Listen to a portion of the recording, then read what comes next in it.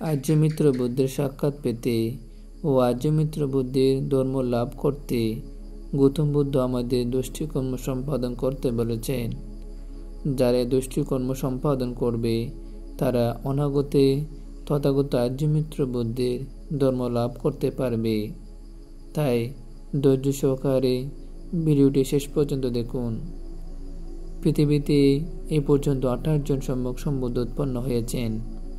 আমরা এখন 28তম গৌতম বুদ্ধের ধর্মকালে অবস্থান করছি।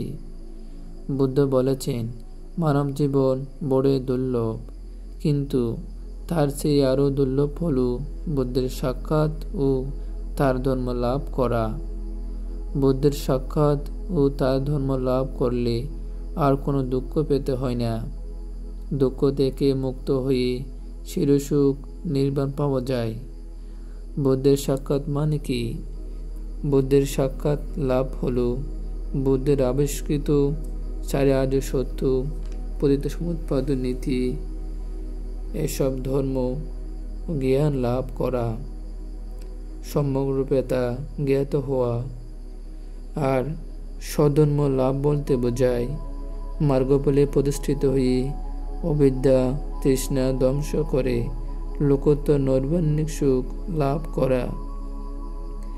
আমরা দুর্লভ মনুষ্য জীবন লাভ করে একটা দুর্লভ বিষয় লাভ করেছি।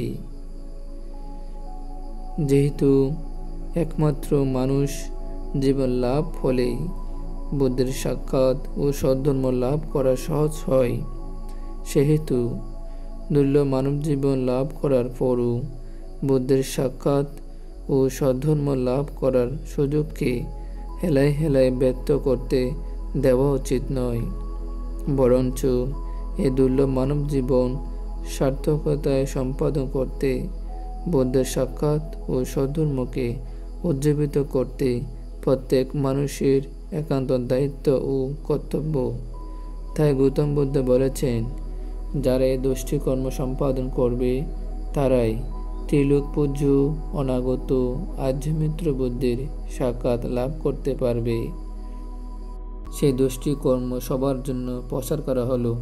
প্রথমত, দান করলে, শীল পালন করলে, ভাবনা করলে, গুরুজনকে শ্রদ্ধা করলে, মাতা পিতাকে সেবা করলে, পুনরাশি বিতরণ করলে, অন্যের পুণ্যকর্ম সাধুবাদী অনুমোদন করলে, ধর্ম শ্রবণ করলে, ধর্ম দেশনা করলে। যে ধর্ম দেশনা হবে আদি, মধ্যম এবং অন্তিম কল্যাণদায়ক ধর্ম। বুদ্ধ শাসন ভিক্ষু শ্রবণ হলে।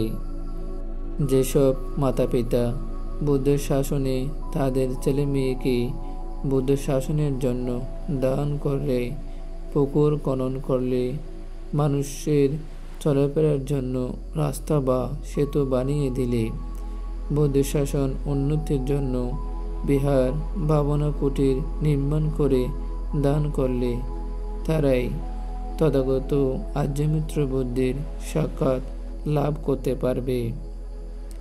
আজ এ পর্যন্ত। পরবর্তী ভিডিও দেখার জন্য অনুরোধ রইল। ধন্যবাদ। ভিডিওটি ভালো লাগলে সাবস্ক্রাইব করে পাশে থাকুন।